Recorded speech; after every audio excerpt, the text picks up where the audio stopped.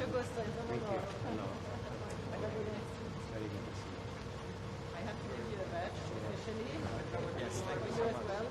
Afterwards, there's no worries. Ambassador.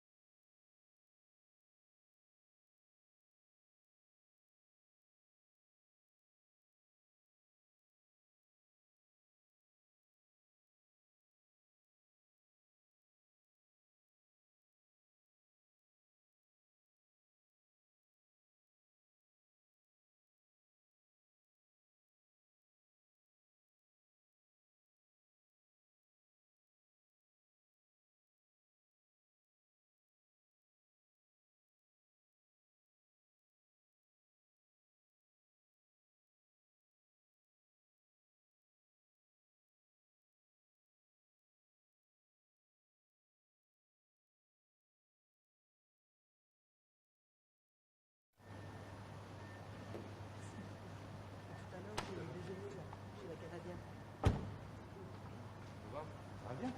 Il y a du monde, un petit peu loin. Visite ou quoi? Fac. Fac à l'étranger.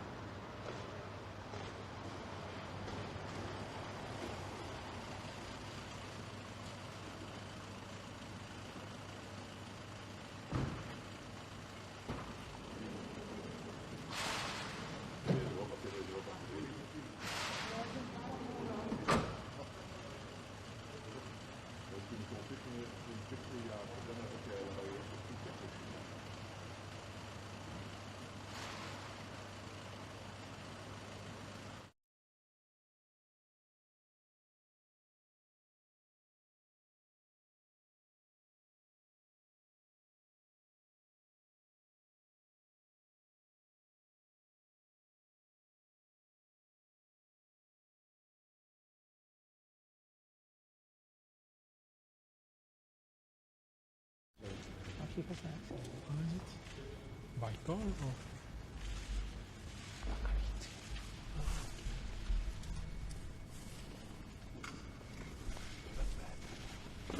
Good morning, Vice President. What are you doing here so early? Good morning. Well, today, as always, we have a busy agenda. We will start by Ukraine war. We'll study how to continue supporting military Ukraine.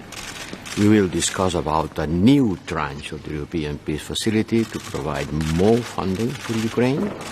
And then we will discuss about the level of military support after the Ramstein meeting, which, by the way, it was a lot of commitments in Ramstein, a lot of commitments by several member states, both from the point of view of the number of resources engaged. So we will discuss about the situation in the war. We will have Dmytro Kuleba, who will discuss with us. Then we are going to receive at the lunchtime the Palestinian Prime Minister, and we will discuss how to engage more with the Palestinian Authority and the situation on the ground, which is certainly very, very, very much worrisome. How to work better and more with the Palestinian Authority in this difficult time for them. The Sahel, the last news are not good. The terrorist is spreading to the Gulf of Guinea, and Burkina Faso have asked for the French troops to leave. So Sahel will be also in the agenda.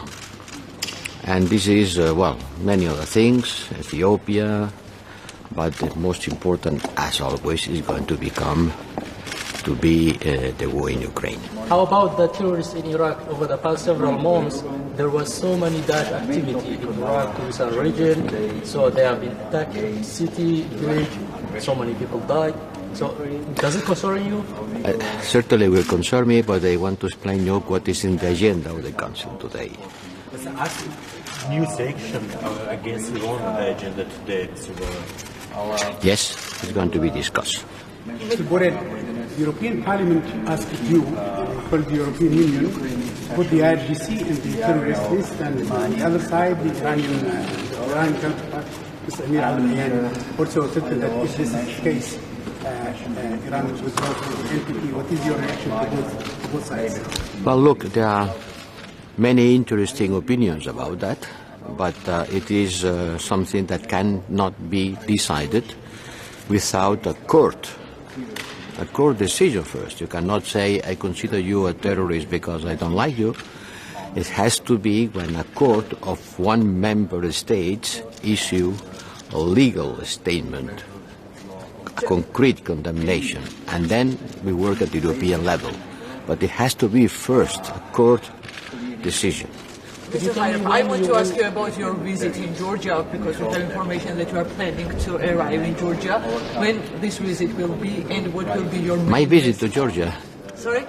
You asked for my visit to Georgia? Yes. Is it true? Well, it's not in the agenda, but we will discuss about the situation in the Caucasus. Could you tell me when you will discuss about the Daesh activity? Well, I tell you, today is not in the agenda. But when? I don't know. On Iran, can you tell us what can still be done for Iran? For the situation in Iran, can you tell us what can still be done from the EU side? In Iran, we are going to discuss new personal sanctions according with the legal framework on human rights. But as a terrorist organization for the Revolutionary Guard, I repeat, it has to be first a condemnation for a court in one member state. Germany does not want to deliver tanks, but they agreed to actually grant other member states permission to deliver German tanks. What do you think about this? Well, in Ramstein it has been a very good result from the point of view of the number of arms that the different member states decided to provide to Ukraine. Don't dismiss the result of Ramstein. A lot of good decision has been taken. And then each member state decides at this national level what they want to do. But Germany has engaged a lot with a big amount of resources.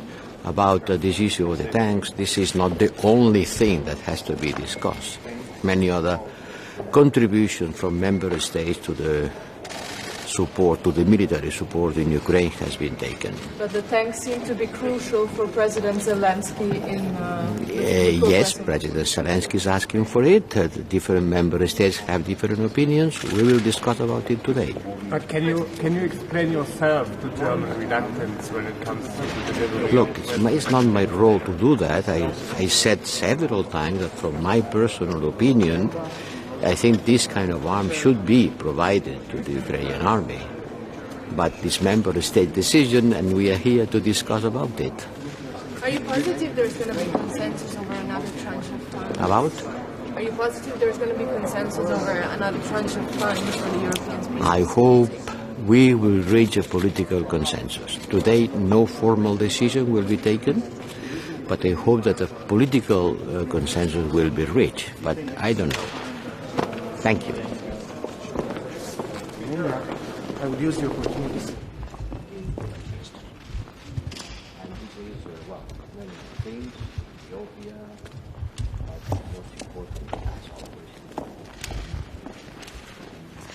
So, good morning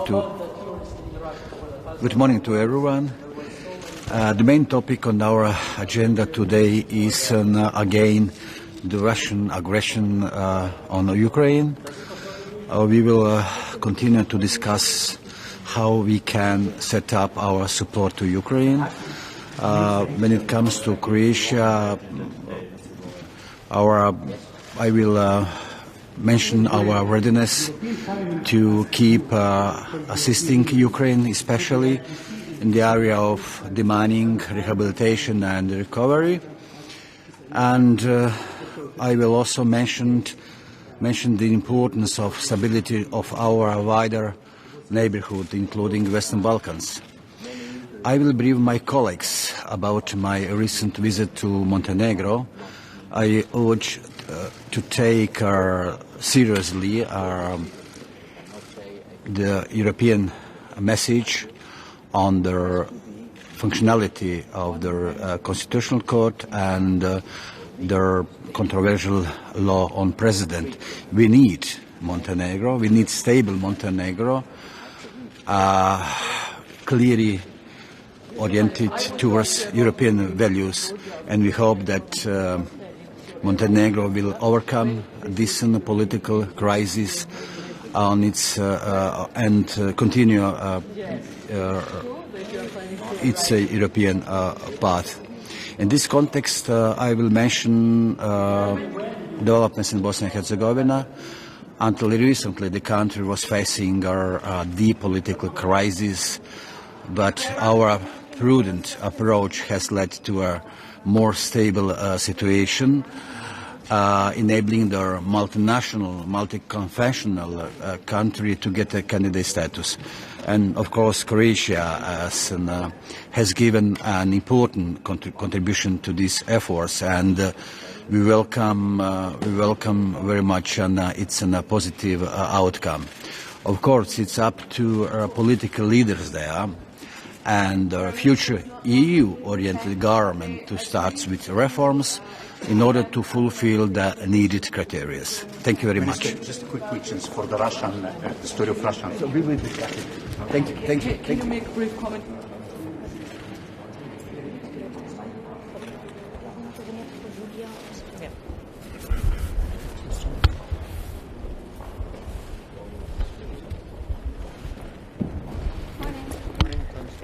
Good morning. How are you keeping? Well, just to say, there's a very active agenda today on the Foreign Affairs Council, beginning with a presentation from the IAEA in terms of nuclear safety in the nuclear plants in Ukraine, and looking forward to Director General Grozny's presentation to us at breakfast. Significant discussions in the Middle East, and we'll have presentations from the Palestinian Prime Minister and Foreign Minister. Obviously, significant debate on Ukraine, new tranche of the peace facility. Looking forward to the communication and presentation from Foreign Minister Kaluba in respect to the up-to-date position there. And obviously then discussions on Iran, Afghanistan and quite a number of other issues also. Taoiseach, do you think that should permit the export of battle tanks to Ukraine. There's been a lot of debate last week and over the weekend. It looks like from your colleague Annalena Baerbock's intervention last night that they won't stand in the way of other countries. But I mean, just from what you know of the conflict and how important it is to give Ukraine the firepower before a potential spring offensive by Russia, do you think it's time that such weaponry was sent to Ukraine? Well, to be fair, I think Germany has been a very strong supporter of Ukraine and continues to be one of the most significant supporters of Ukraine, along with the United States and the United Kingdom and France and others, and I think that has to be acknowledged. And it's a matter fundamentally for the German government, but I do believe the German government is working with other governments, and these issues I think will be resolved in due course, and there's a lot of engagement going on. So it's a matter for the judgment of the German government. Just on that issue, Ireland has consistently offered support, but non-lethal because of our neutral status.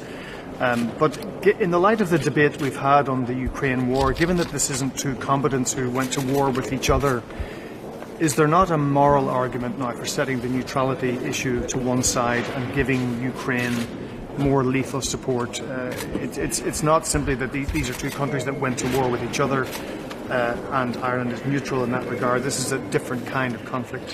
Well, we're not neutral in terms of the war, in the sense that this is an invasion, it's an act of aggression which contravenes the United Nations Charter and is causing immense harm and death and destruction to the people of Ukraine.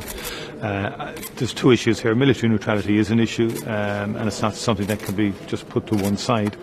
But also we don't have capacity militarily, let's be honest about that, and that is also a key factor. So we focused in on where we can be of the greatest assistance, both in terms of the political side, where we were one of the leaders in terms of supporting Ukraine's application to join the European Union. Secondly, in terms of accountability and bringing accountability for Russian aggression. And we're working with other countries in terms of an interim court at The Hague to bring Russia to accountability insofar as we can, and other mechanisms internationally around accountability. Ireland has been very strongly supportive of. The humanitarian dimension is key also, and we've played a very strong role in that in terms of the number of Ukrainians who've come to Ireland for shelter and for refuge from a terrible war. And also then in terms of facilitating the European Peace Facility, where we've been strong supporters in facilitating that, which I think has been the most significant input from the European Union in respect of contribution to both military and non-lethal supports to Ukraine. Taoiseach, if I could, you're meeting the Palestinian Prime Minister later today. Do you back the call for Israel to pay compensation for the destroyed aid that was given to help Palestinians? I do indeed. I don't think it's acceptable that on an ongoing basis the European Union is contributing very significant aid to Palestinians and to Palestinian infrastructure for it to be habitually destroyed, and there should be recompense when that happens.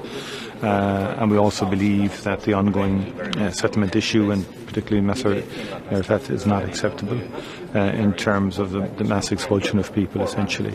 And that is, in our view, unacceptable from a humanitarian perspective, is provocative, and in our view is not conducive to developing a process that could ultimately lead to a two-state solution. And Ireland has been consistently in favour of a two-state solution, but the facts on the ground now are making that very difficult. And is the support there among the other EU member states for the EU to formally request that compensation? Well, as you know, there's a fragmented position within the EU 27 in respect of the Middle East peace process and in respect of the Israeli-Palestinian issue, and but we will work with others to see what we can do to put pressure on in respect of that specific issue, and then more broadly in respect of a moderate approach to moving in a realistic and genuine way towards a two-state solution. And just on the Northern Ireland Protocol, things have gone pretty quiet. What's your latest understanding of the talks that are going on? Well, I think the issues are challenging, and I think the engagement is important. I think we all welcome the fact that the EU negotiating team and the United Kingdom's negotiating team have been engaging and continue to engage. on the issue, and we would hope that those negotiations would be successful, but they are very challenging, both for the UK government and for the European Union side. So I've never understated the challenges that face them, but the important aspect of this is that they are talking. And I do believe there should be allowed space to continue the negotiations. Do you think they're getting close? So you used the phrase quiet. In terms of negotiations, that's no bad thing. So I'm not going to add to any commentary other than to say that it's good that there's engagement. And can I ask, we're coming towards the second anniversary of Brexit. Looking ahead to the relationship between the UK and the EU, how do you see that evolving? Do you think it will become closer? What would you like to see? I would like to see it become stronger and closer because of the huge geopolitical issues facing the world and Europe and the United Kingdom. So the war on Ukraine is one such clear issue where there's been a strong alliance between the United Kingdom's approach and the European Union's.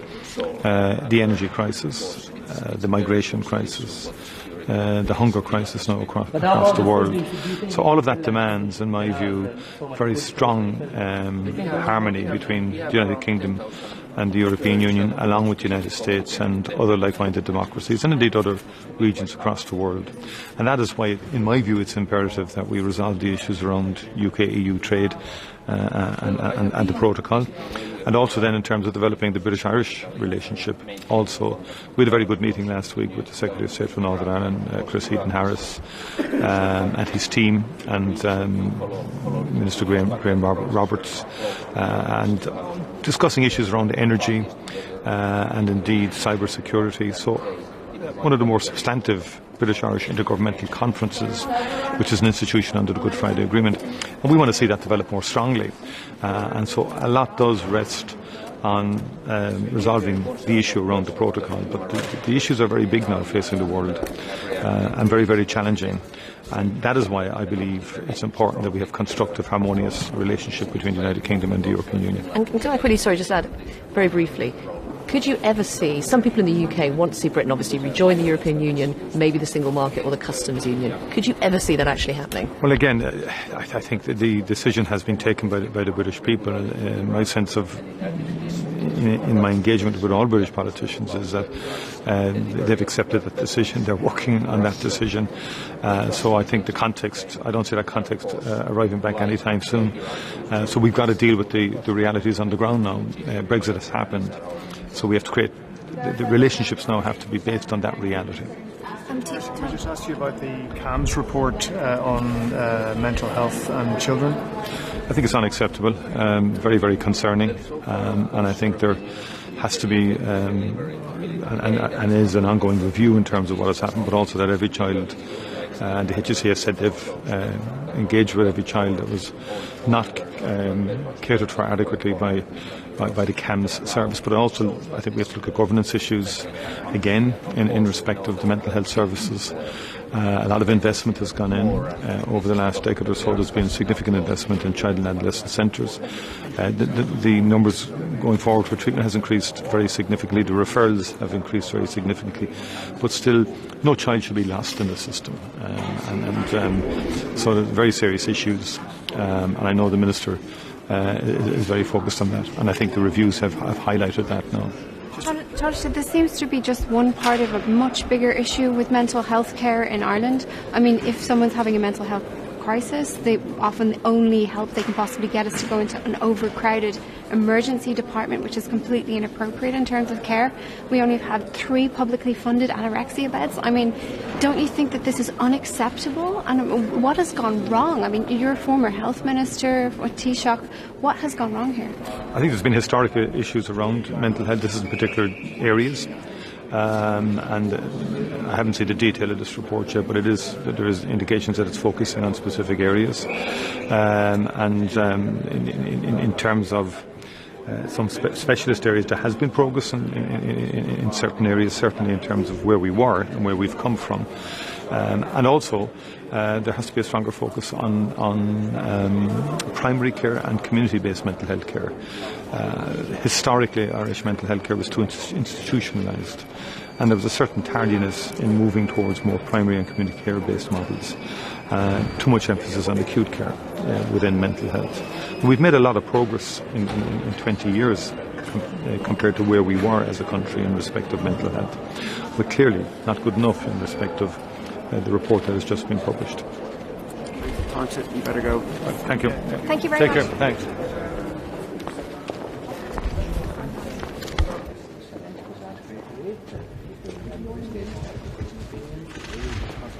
Good morning. Good morning. It is the first Foreign Affairs Council meeting this year, so we have a lot of topics on our agenda. We will also have a meeting with the Director General of the International Atomic Energy Agency, a very important discussion on nuclear safety in Ukraine. In fact, Ukraine will be the most important topic on our agenda. But before briefly speaking about Romania's positions on the topics on the agenda, I would like to remind the fact that today I will also use the opportunity, even if the Foreign Affairs Council is not having on the agenda the Schengen accession of Romania, I will use the opportunity today to have discussions with my colleagues on the continuation of our demarches towards Romania's accession, because it is very important to keep the topic in the attention of all European partners. On Ukraine, today I will express support for the adoption of the 7th tranche of the European Peace Facility. It is very important to reach consensus on this issue. I will also express firm support of Romania for adoption of the 10th package of sanctions that we very much support. And I will express once again the support of Romania for the creation of an international tribunal to punish the crime of aggression related to the conflict in Ukraine. Last week, the European Parliament adopted an important resolution in that regard, and I have expressed Romania's support for this resolution. Then I will also inform about the latest evolutions regarding the multidimensional support of Romania for Ukraine. For instance, more than 11.2 million tons of grain and other agricultural products have transited Romania in order to help Ukraine and at the same time to cope with the food crisis at the global level. I will also express support for the peace formula proposed by President Zelensky, and of course there are many other aspects which will be discussed together with our colleague Minister Kuleba. At the same time, we will discuss about the mission which is created by the European Union in Armenia. I will welcome the establishment today of this mission, which is very important because it will monitor the situation at the border between Armenia and Azerbaijan. This mission is the result of a proposal which I made after the tour, which I made together with other two foreign ministers, colleagues, European colleagues, in June 2021 in South Caucasus. We will discuss also together with the Prime Minister of Palestine today about the relationship between EU and Palestine, about the latest evolutions between Palestine and Israel, and I will reiterate our full support for the two-state solution. At the same time, we will discuss Iran, and I will also express on behalf of Romania the full condemnation for the gross violations of human rights which are taking place in Iran. And on this occasion, I will express support for the adoption of the 4th package of sanctions on human rights, which Romania also co-sponsored. Thank you so much.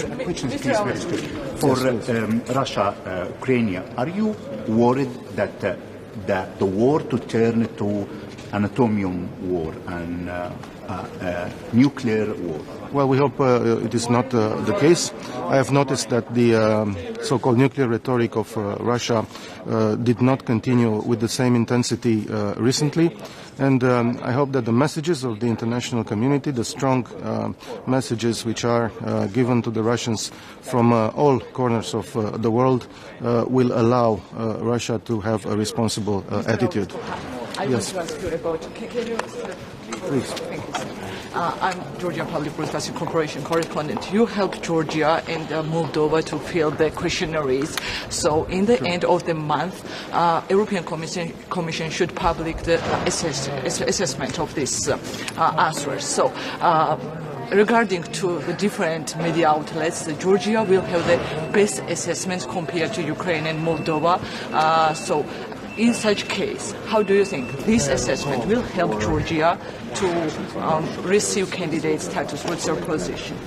Well, of course, we cannot prejudge the result of the assessment by the European Commission, which will be presented this spring. We do hope that the Georgian authorities have taken very seriously the task of fulfilling the necessary reforms, taking the necessary measures in order to respond to the benchmarks which were indicated in the 17th of June 2022 opinion of the Commission. And I hope that this assessment will be helpful, will be a sort of roadmap for further reforms, as it will be probably the case also for the other countries which are being assessed, like Ukraine and the Republic of Moldova.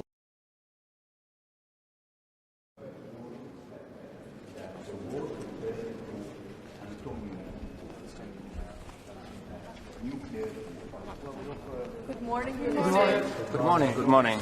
We have today a very important Foreign Affairs Council, and of course Ukraine will very much dominate today's debate. Finland has just decided on a new military support package to Ukraine worth of 400 million euros. This is our biggest package, and this raises our military support to Ukraine to the level of 600 million euros. Of course, this morning is also very important. We will meet the leader of the IAEA, International Atomic Energy Organization, Mr. Grossi, and we'll discuss about the issues like Zaporizhzhia nuclear safety and others. And of course today's topics include Sahel as well, and it's a very important debate. Finland has agreed to deliver tanks to the Ukraine, but have you sent a letter for permission to Germany already? We are still in the process of looking what kind of package will be formed. Of course, we hope that it's a package where countries like Germany could participate, and we have some of these Leopard tanks, and we have said that we will be part of the ecosystem, whatever it means. It can be training of the drivers, it can be training of the service personnel, it can be spare parts, it can be a couple of tanks, but we have to see how the package will be formed. What do you think about the German position that they would actually allow you and other member states to send German tanks to Ukraine, but they themselves, they don't want to send their tanks? Well, every country, of course, have their own policy and own resource. I don't want to go deeper to that. We take care of our own position, and really our 400 million military package that we just gave is something that Ukraine has been asking for. I think this tank debate also includes the factor that it's a longer timeline that we speak about this issue, and it's important that Ukraine gets that material that it needs now immediately, including the air defense and so forth. It's important that countries are delivering also rapidly. Finland and Sweden try to be member of the NATO, and Turkey, they have some request. Do you think the Kurdish, they may be paid for the price for this? Well, this is of course a very unfortunate situation that both Finland and Sweden are still waiting for the ratification, both from Hungary and from Turkey. We have this tripartite working group that is where we are discussing with Turkey, and we hope that this tripartite group will meet soon this year. Previous year it met both in Helsinki and in Stockholm. And I hope that these issues will be solved. And of course, it's a very crucial issue for the security of Finland and Sweden. But how about the Kurdish? Do you think in Finland, Kurdish, there are so many Kurdish also in Finland? Well, we have around 10,000 Kurds, and of course we communicate with them, and things looks to be quite calm. Minister, you are scheduled to visit Iraq. What's on your agenda to visit Iraq?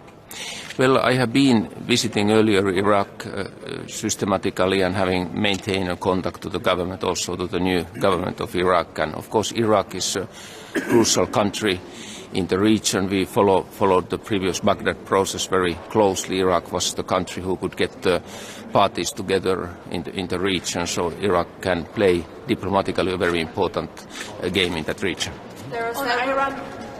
On Iran, please, can you tell us what it would achieve if the Revolutionary Guard is put on the terror list?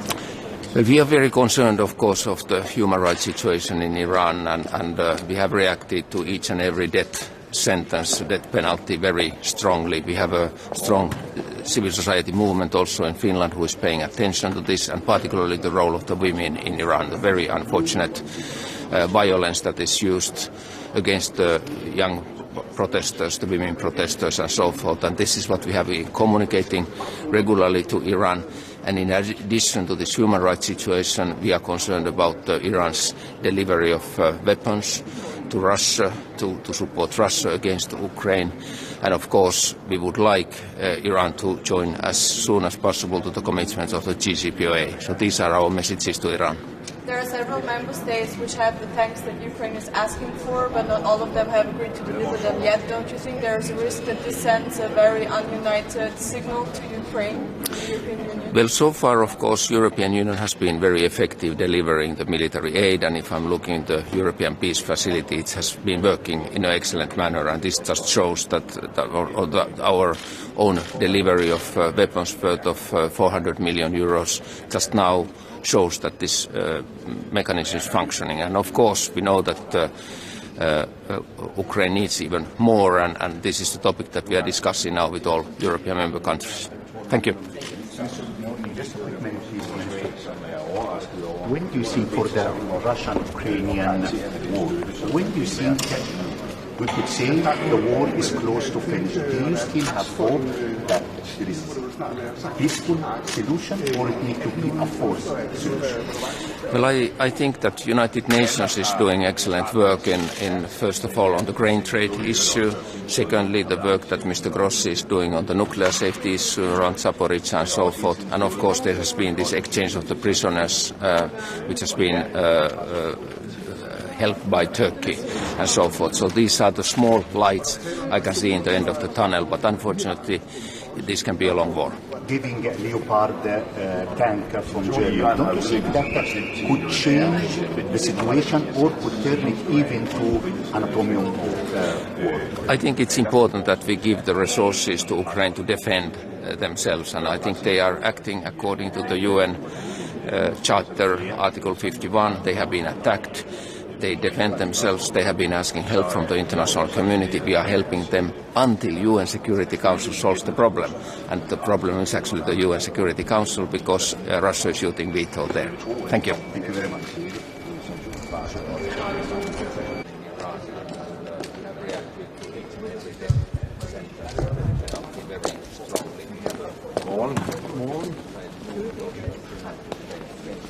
Udenrigsminister Lars Løkke Rasmussen, et hovedtema på mødet i dag bliver Ukraine, krigen i Rusland.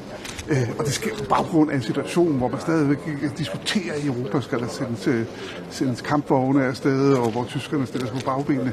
Hvad er det for en diskussion, I skal have? Hvordan er stemningen, når I skal ind i sådan en lokale med den uenighed?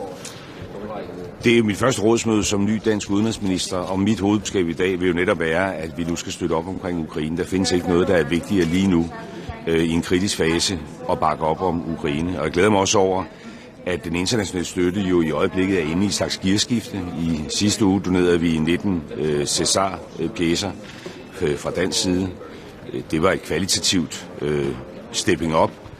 Og det sker rundt omkring i Europa. Jeg følger selvfølgelig også nøje den tyske debat, har hæftet mig ved, hvad den tyske udenrigsminister har sagt, og helt opmærksom på, at der er en tysk debat, men jeg er nu rimelig fortrøstningsfuld. Jeg mærker stærk støtte. Jeg havde i går lejlighed til at mødes med mine nordiske og baltiske kolleger, og også i den kreds er der stor støtte. Nogle gange tager ting tid i Europa, men jeg tror nu alligevel, når man lægger det hele sammen, så sidder der en Putin i Moskva, som er overrasket over europæisk sammenhold og karakteren af den støtte, som den frie verden har ydet ukrainerne. Der er gået et år med den her krig, og der er et pres for en 10. må det vel snart være, sanktionspakke. Er det noget, I drøfter? Er det noget, der er undervejs, tror du? Danmark har fra starten engageret sig stærkt i den her sag. Det gjorde vi i øvrigt også før krigen brød ud, har været engageret i at opbygge det ukrainske demokrati. Og også hele tiden stået på det hold, der synes, at vi skal sanktionere. Og ja, vi presser også på for en 10. sanktionspakke. Den falder ikke på plads i dag, men vi kommer rimeligvis til at diskutere det. Og når vi taler om sanktioner, så er sanktioner mod Iran også på dagsordenen.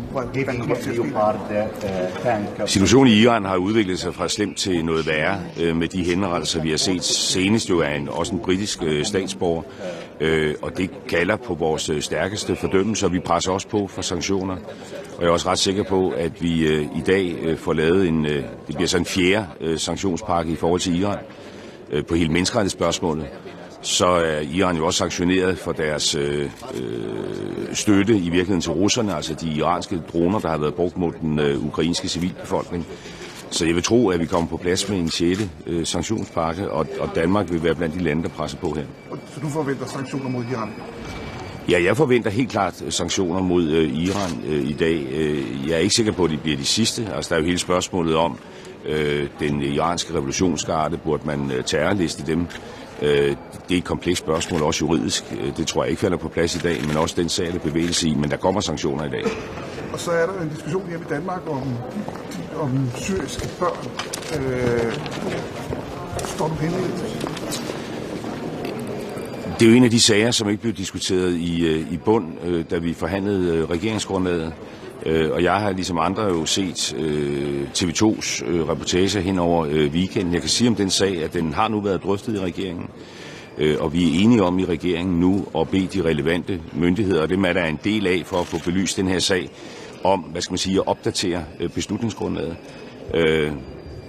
Det arbejde er sat i gang, og når vi har et opdateret beslutningsgrundlag, jamen så vil regeringen træffe en regeringsposition i den her sag. Minister, good morning.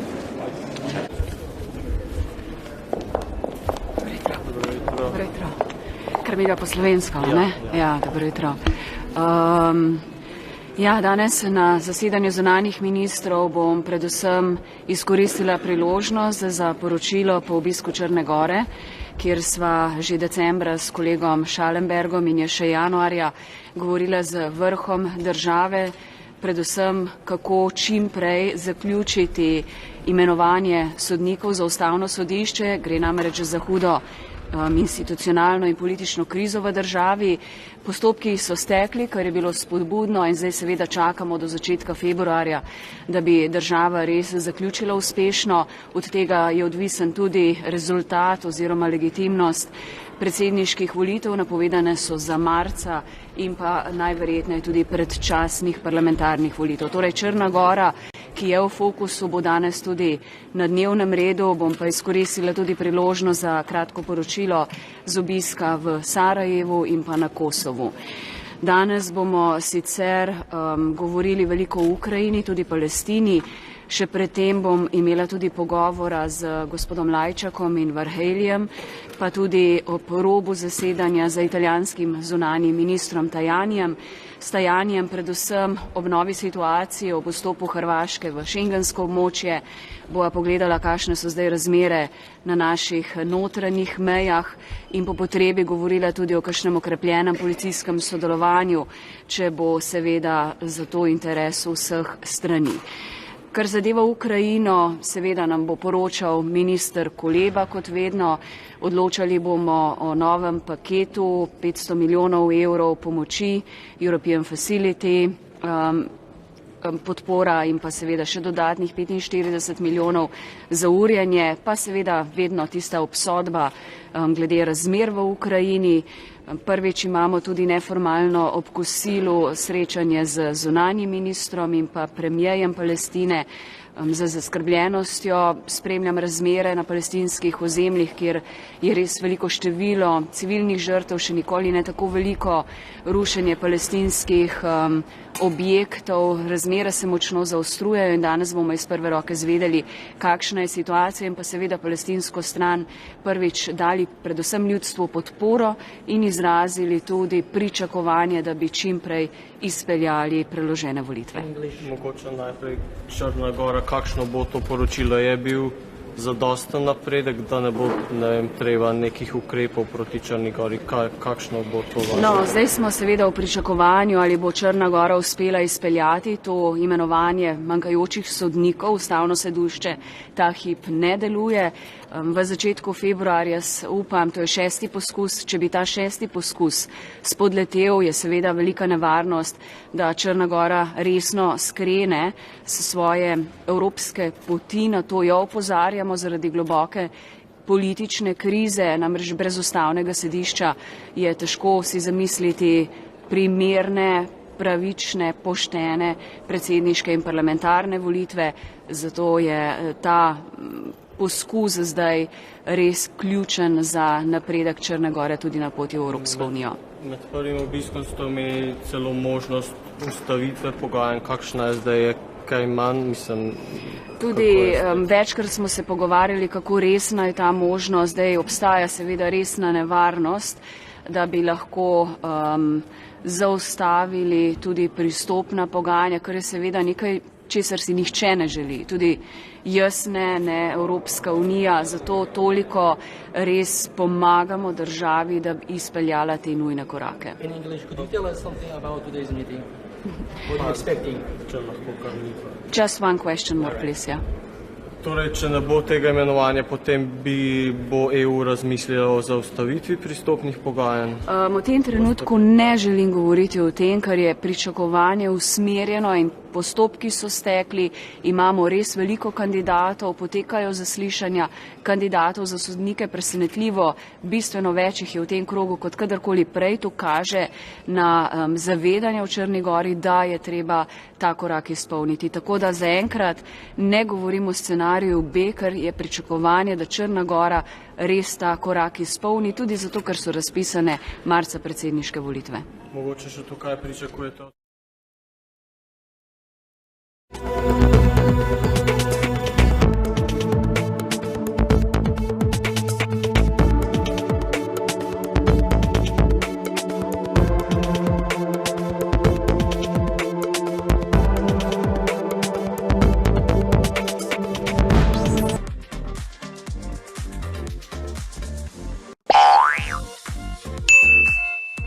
其实我们吃过非常多的 XO 酱，但是这一款呢的确不一样。它呢是这个澎湖福朋喜来登酒店的海皇 XO 干贝酱。这款干贝酱呢里面真材实料，因为呢它用了很多，比方说它有这个严选的大干贝。那么另外呢，在这个里面你还可以吃得到这一颗一颗的这个鲍鱼，非常非常的新鲜而且肥美。那最主要呢，里面的食材呢，其实还有添加这个石斑鱼。我们也知道这个石斑鱼呢，富含胶原蛋白，丰富的蛋白质，那么呢可以美容养颜。重点是它很美味，再加一点点辣的这个滋味，真的是可以说后劲十足。所以我个人非常的推荐给大家。大家都像我这样的职业上班族，对不对？非常的忙碌啊，那真的没有什么时间可以自己来做菜。既然这么忙碌的话，一定要想办法用最简单的方式做出最美味的料理。那很简单，其实呢，在平常啊，大家看到我们这个前面常常吃这个最快速方便的料理，水饺。烫青菜也可以，你就直接把它淋上去拌上去。那另外呢，加在汤里面呢，一点点这个 XO 酱呢可以提味，所以实在是非常的好用。那如果大家有兴趣的话呢，我真心推荐，所以也欢迎大家可以利用我的 CTI798的代码来上网代购，快点购。这个上面呢可以让大家赶快的订购，非常的方便。